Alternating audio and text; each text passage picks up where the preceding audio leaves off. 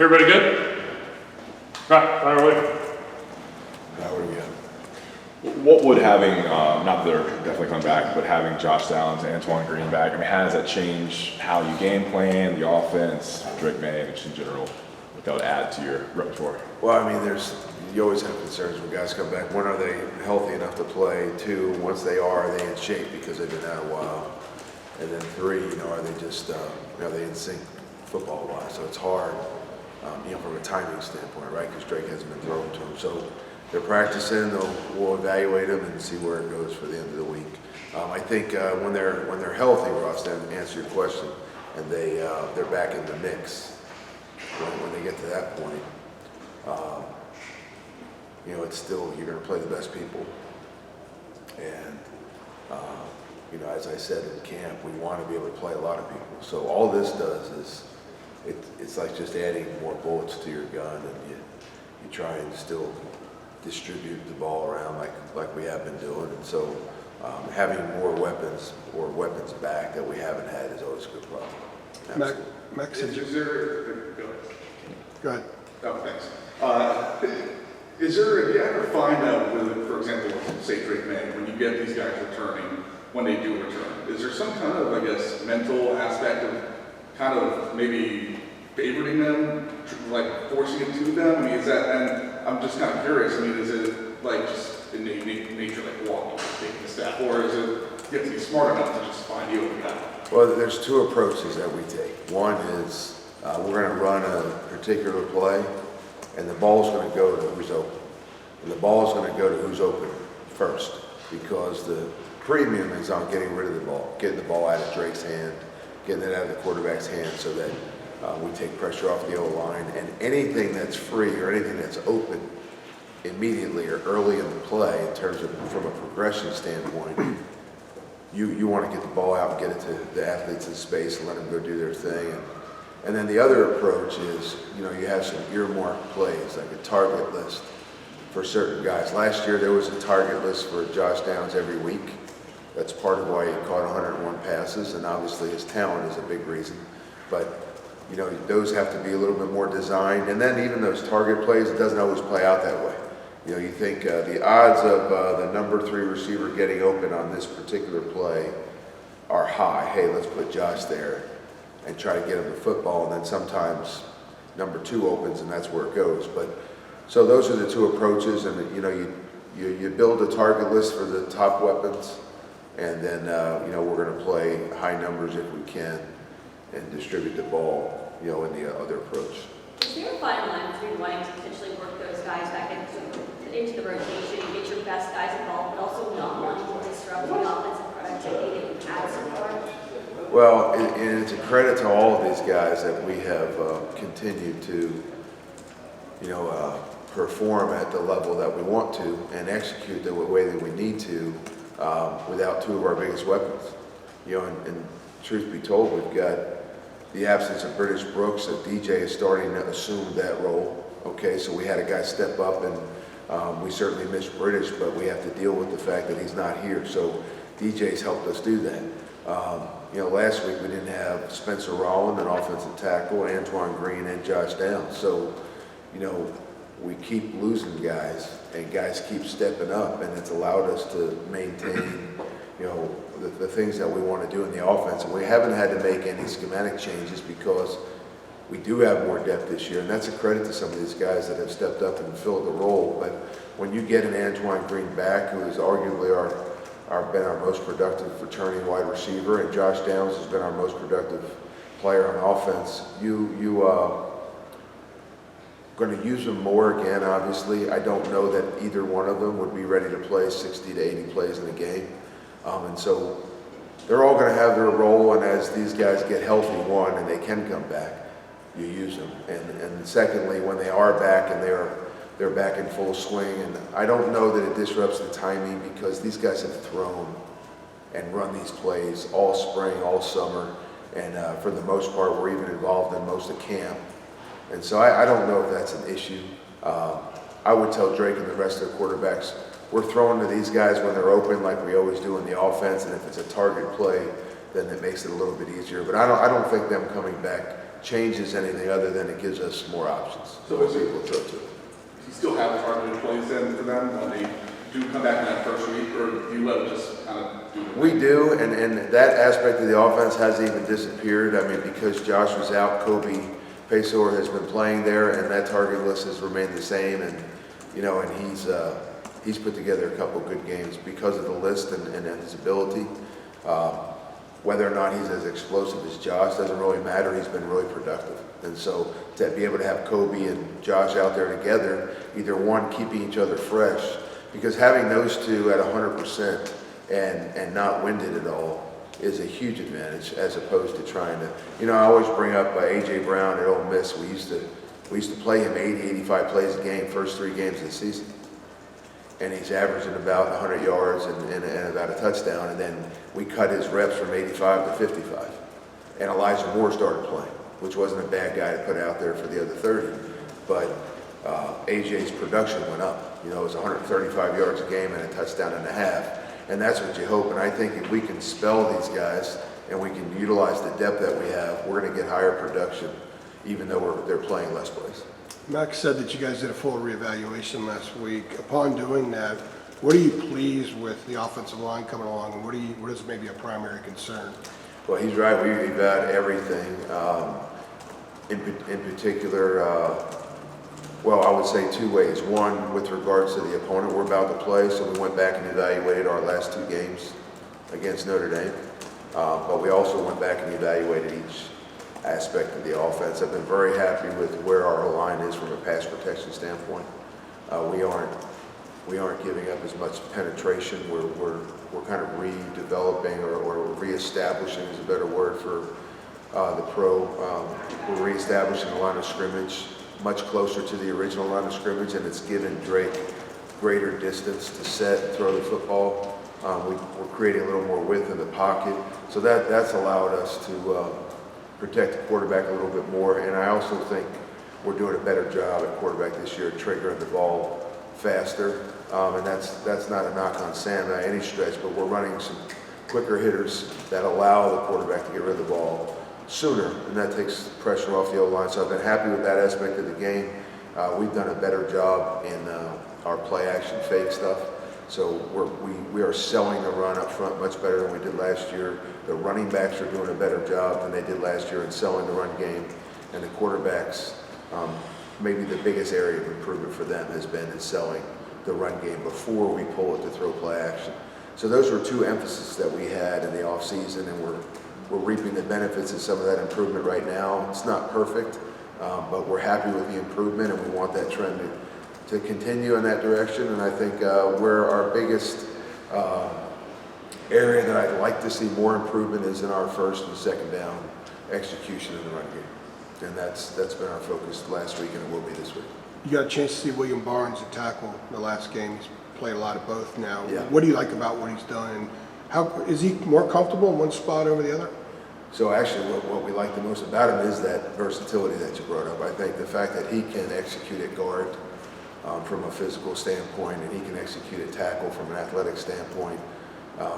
He's diverse, and he has some versatility, and he's helped us because he's given us what we wanted at both positions, and it allows us to spell Jonathan Adorno and Spencer Rollo. Last week we didn't have Spencer, so he hung in there and played the whole game and did a good job. And so we need him to continue to get better. Probably the best thing William's given us is he's improved overall from a consistency standpoint, on an every down standpoint. Focus and the physicality has been better. And so now that we have Spencer back, I think that those 3 guys will continue to roll through those 2 positions because of Williams' ability to play both spots. Bill, when you're going against a team where the head coach is a defensive guy like Coach Freeman at Notre Dame, does the defense almost have like a different identity when the head coach has that background, has played in the NFL, than a defensive coach in the past? I don't know. I think it's different everywhere. If you play Pittsburgh, I think that defense plays, that's Narducci's personality in a nutshell. That you're getting exactly what the head coach is, right? And physical. But at Notre Dame, I think there's, you have Al Golden there as the DC now. He's been in this game a long time. He's an outstanding defensive coordinator. I've known him for a long time. I haven't talked to him in a long time, but initially learning defensive football, he's one of the first people I went to when I was younger. You know, and he was coaching at Boston College and running the 3-4. He may not even remember me now, but I mean, we spent a lot of time up there, and I've got all his playbook stuff. I still have all the old stuff from 25 years ago. So I doubt he's running that stuff now, but I think you see his influence on the defense this year, and then you also see aspects of the Notre Dame defense that are no different than last year. You know, some of the things that they excelled at, they did a great job of. Those characteristics all still exist in their defense, and that just continues. And you know, I think their front seven is probably the strength of the entire team, in my opinion. That's without watching them offensively very much, but having watched their last 3 games in succession in order, you know, I feel like right now, whether they know it or not, that the team is dependent on the success of that front seven. And you know, so we have our work cut out for us offensively, but I think that's where the strength lies for Notre Dame. They got a lot of attention in that opener, holding Ohio State in check for the vast majority of that game. What did you see in that game in particular? You know, Ohio State has talented athletes on pretty much all over the field. What were they able to do? So in the Ohio State game, there were a high amount of what I thought were high effort plays. I thought schematically Ohio State had them a few times, you know, leverage-wise, numbers-wise, that kind of thing. And then Notre Dame wound up making a play anyway, just because you've got a number of guys on that defense with a high motor, you know, and they got out of position a step or two because of the scheme or the fake or whatever Ohio State happened to be doing. And, you know, they were able to retrace and cover some ground and go make a play anyway. And that's, you know, that's kind of how they played last year. They pursue well, they track people well, they leverage the football well and force the ball back to the rest of their teammates. And I thought there were a number of plays that were great examples of that in the Notre Dame game. And I will say they have, you know, they have great continuity in the front seven. You know, the way they play, you would think they're all 6-year starters and they've all been playing the last 4 years, because you know, they complement each other, and they really leverage the football very well, and I think that's why they do a good job of defending the run game. And there were some real good examples of that in the Ohio State game, and in some of the others, but Ohio State may be the most talented team they played. I've watched that one the most, and I thought that at times they did a really good job in that game. How does your game prep go for Notre Dame? You have a bye week, you have a lot of extra time. Like, when did it start? What did you do this weekend? Like, how will that go? How change versus?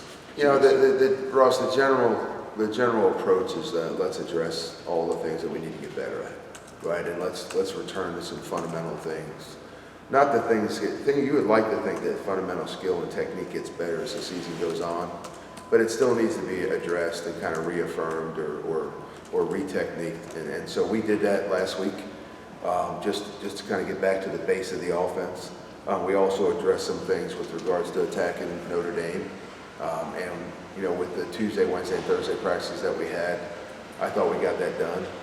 We worked out yesterday, and then, you know, so today they'll have a down day, and then this will be a big situational week for us with regards to the Notre Dame game, the next 3 practices. Did you start watching tape last Monday, or would you follow the same pattern as a regular game week? No, I actually personally treated last week like it was game week. So I went through and we broke down. The staff on Monday did the same thing we always do. We broke down Notre Dame. We watched Notre Dame. We schemed Notre Dame. We did what we normally do on a work week. But what it allowed us to do is you could spread out some of that work and some of those X's and O's over the course of the week. And so some of that time was invested in, you know, what we came up with on Monday, and some of that was invested in just getting back to some basics and polishing up and cleaning some things. It also was about giving some of the injured guys a chance to rep and work their way back in. So the bye week came at a pretty opportune time, I think, for us, because it fell on the week where we can at least go back and look at some guys run around and see if they're healthy enough to play for us or not. You mentioned your relationship with Longo and from back then. What if you could just kind of expound on that? What made you initially want to reach out to him to kind of train him? So I really don't have much of a relationship with him. I probably haven't talked to him for over 10 years, you know, but when I was younger and I was a head high school coach, we were putting in a 3-4 defense. I talked to Dick LeBeau at the Pittsburgh Steelers, and I talked to Al Golden at Boston College. And those are the two guys that I went to seek out information about the 3-4. And then we took a very simplified version and ran it in high school. And I just thought to myself, hey, Al's over at Notre Dame. I wonder if I still have any of that old stuff because we went up there and he was pretty open and spent some considerable time with us and handed me the whole packet, the playbook and the pressure stuff from the 3-4. And it's still up in the attic. I've got it here, back at the house here 6 miles from here. And it's in the old gold folder from Boston College, and it's got all my notes on it and all his notes on it. And small world, in this business, you wind up retracing and seeing a lot of people over the course of years, and Al Golden just happens to be one of them. So I thought it was interesting that I still had the stuff. Can you glean anything? Obviously, like you said, it probably isn't running any of the same No. extra stuff, but can you No. glean anything from mentality, like just his philosophy about stuff to where? I thought he was very meticulous back then. I thought he was very organized. I thought he had a plan, and he was very confident in his scheme, and I highly doubt, and I'm saying this without having talked to him in forever. I said he might not even remember me, but I remember him because he was so helpful, and he was giving with his stuff. But it's obvious from the way they're playing defense right now that the physicality piece and the continuity piece are two big aspects to their defense, and it's been a part of their system for a number of years now, and I don't think any of that has changed now that he's there. Phil, with Omarion, can you, measure his improvement already through 3 games? I mean, how much has he been able to get going on the run here quickly, and how much further do you think he can take this thing after just a couple games? So I think Omarion and a lot of the guys can take it a lot further, but I mean, Omarion in particular, one because of his talent level, his talent base, but the other is because he's behind the other guys. Like, these other guys have been here. Even George had a spring that Omarion didn't have. So he's done a great job of putting in the time with Coach Porter and our quarterbacks to try and learn this stuff to a point where it becomes instinctive. And he's not there yet, but he's getting closer now, and he's done a much better job in protection. Now we feel a lot more confident with him now there. And I think he's getting to a point where he really knows the offense now. I don't know that him not knowing something is an issue. But now we've just got to rep it with some of the younger guys to a point where, it's really not a thought. They grab a signal, and they line up, and they go play. And that's where our veterans are, and that's where we need to get George and Andre Green and Omarion. And I think the 3 of them are all coming along, and I'm looking forward to the second half of the season when we get there, because they'll have the reps under their belt in the game that they need to get to that point. I think he talked about after the Florida A&M game just with Omarion, like he maybe was trying to run over people too much or running too contact maybe. I mean, are there areas like that you've seen him make the adjustment in? Yeah, I think Larry Porter will evaluate him after every game, specifically with Omarion, and talk about what he did well and what he didn't do well. And what I like about Omarion is he's willing to learn, and he wants to get better. And I hate making this, I know I keep making this comparison, but Javonte was really the same way. They both are downhill, they're both physical, they both have some speed, and both of them wanted to get better, and they got better from a week-to-week standpoint because of their desire to get better. And so, some of the mistakes and the things that Omarion was doing early on have been addressed by Coach Porter, and they've been improved. And so you're seeing, I think, a little bit better product each week. And hopefully we can say the same thing about our team, and Saturday will tell us a lot. You guys good? Yep. Thanks, Coach. Thanks, Phil. Yes, sir.